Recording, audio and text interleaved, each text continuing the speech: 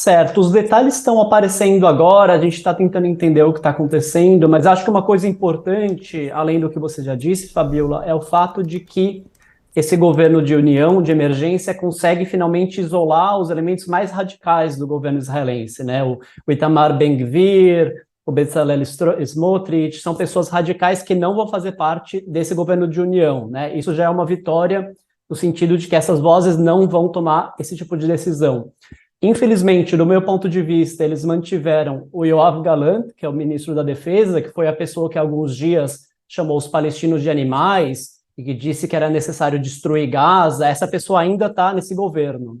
Eu acho que, em suma, é um cenário de muita preocupação. Acho que os meus colegas já disseram isso, né? Mas Gaza, repito, né, tem a área de 1/4 do município de São Paulo, com 2 milhões de pessoas. São pessoas que não têm acesso à eletricidade, que não têm acesso ao saneamento, que não têm acesso a medicamentos, hospitais estão sendo bombardeados. Então, você imagina a possibilidade de que haja mais ataques aéreos, ataques terrestres, mais ataques pelo mar. É realmente uma catástrofe que já está acontecendo e que pode, e talvez piore, de fato, nos próximos dias. E eu queria falar um pouco de uma maneira mais concreta, né? A gente fala um pouco em termos abstratos, da necessidade de cessar fogo, de respeitar a legislação internacional, mas eu falava agora há poucos minutos com a brasileira Sherry Delben, né, de 18 anos, que mora em Gaza.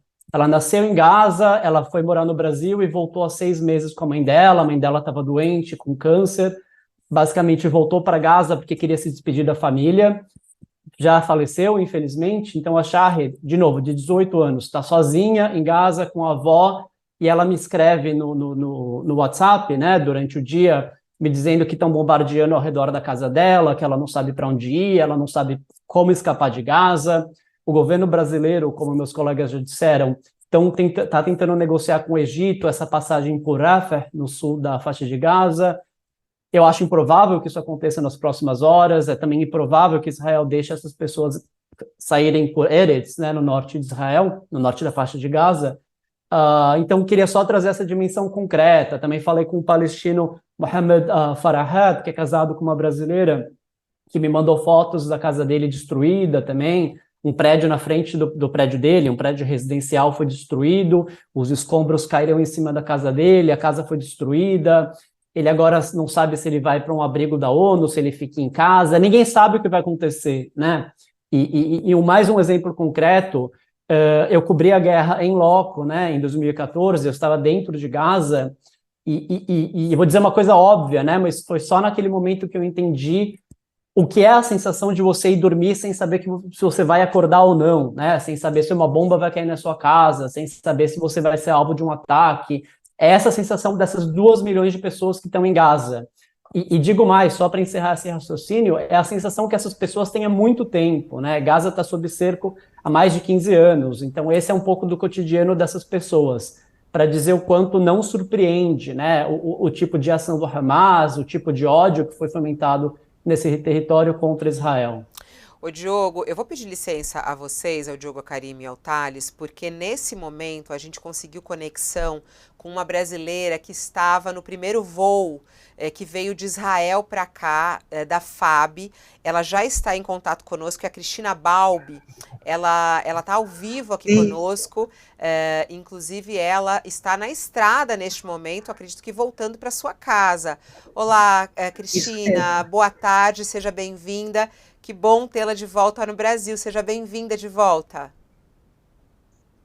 Obrigada. Boa tarde, Fabiola. Nós estamos em 5 pessoas aqui no ônibus. Nós estamos em plena Marginal Tietê, voltando para casa na Zona Leste. Leste Meu de São marido está Paulo. A aqui. senhora já está em São Paulo, Sim. então. Está chegando em São Paulo agora. Graças a Deus, nós estamos em São Paulo, ao lado da Marginal Tietê. Qual é a sensação? Nós desembarcamos. Qual é a sensação de vir chegando à sua de cidade alívio. depois de tudo que a senhora passou lá? De alívio, porque a gente um momento de tensão lá em Jerusalém. Diversas vezes a gente teve que descer ao bunker para se proteger por causa das várias sirenes que tocaram desde sábado de manhã. Então, nós passamos por um momento de tensão mesmo. Nesse ônibus, por exemplo, está o meu marido, minha irmã, meu cunhado, mais uma amiga. porque da igreja também, nós fomos num grupo de 11 pessoas participar desse turismo religioso que nós fizemos, de 6 dias apenas de estadia. Nós fomos em alguns lugares, então até sexta-feira à noite estava tudo bem. No sábado nós íamos para o Jardim do Túmulo, e lá foi o momento que teve as primeiras ameaças que aconteceram, que a gente teve que correr para os bunkers.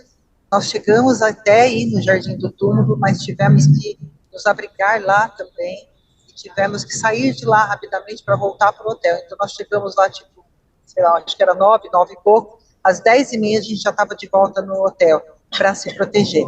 E daí, então, a gente não saiu até ontem de manhã, na terça-feira, que foi o ponto de encontro do governo, a embaixada, né, do Brasil em Jerusalém, nos indicou para estar a postos para poder vir, para voltar para o Brasil. Não era uma certeza de voltarmos os 11 no mesmo voo, porque tinha muito mais brasileiros lá para poder fazer isso, para poder voltar para o Brasil. Mas, graças a Deus, alguns dessa lista desistiram porque não quiseram ir desacompanhados por algum ente querido, e nós que estávamos na reserva conseguimos embarcar. Então, nós estamos na rua, vamos dizer assim, desde ontem, às 9 horas da manhã. Agora já são mais de meio-dia, só para você ter uma ideia, nós estamos na rua desde ontem, e provavelmente vamos demorar pelo menos mais 1 hora e meia para chegar em casa, porque é Zona Leste, né? Nós estamos em Sorocaba, Zona Oeste, então nós temos que fazer todo o percurso, tá? Mas isso é o menor dos males, porque nós já estamos no Brasil, e isso é o que importa. Nós tivemos uma sensação de alívio por estarmos aqui no Brasil, mas também de muita tristeza pelo que está acontecendo em Israel. Eu estava ouvindo o pai falando dessa particularidade das pessoas que estão lá, e nós ficamos sensibilizados e tristes, e continuamos em oração por aqueles que ficaram lá, porque está muito triste lá. A Jerusalém mesmo está deserta. O governo pediu para todos que estão ali ficarem reclusos em suas casas durante 3 dias, com provisão de água. Nós estamos passando embaixo de uma ponte, por isso que ficou escuro. Mas ele pediu para que todos fizessem provisão de água, de alimento e de remédios por 3 dias, para ninguém sair de casa. Então a cidade está deserta, E do lado do hotel que nós estávamos, foi criado uma espécie de QG. Então todos os reservistas que foram convocados estavam se encontrando naquele ponto para que eles pudessem ser levados ao fronte, levados ao local, né, onde está acontecendo os confrontos. Mas é um sentimento assim de tristeza, porque a gente não queria ter saído de lá desse jeito, porque nós fomos para orar, nós fomos para conhecer, lógico, mas o interesse maior era orar pela nação brasileira, orar pelo Israel, porque nós, como cristãos, a gente sabe dessa incumbência que nós temos como cristão de orar pela paz em Israel. Nós estávamos lá em oração por Israel, e aconteceu isso, e eu creio que só não aconteceu coisa pior, porque nós estamos ainda em oração, ainda intercedendo pela nação de Israel. O que aconteceu no sábado de manhã foi uma tragédia, um crime humanitário, assim, sem dimensões, porque aconteceu dentro de uma festa rave que eles estavam fazendo bem na faixa de Gaza. E ali foram mortos muitos jovens, inclusive brasileiros.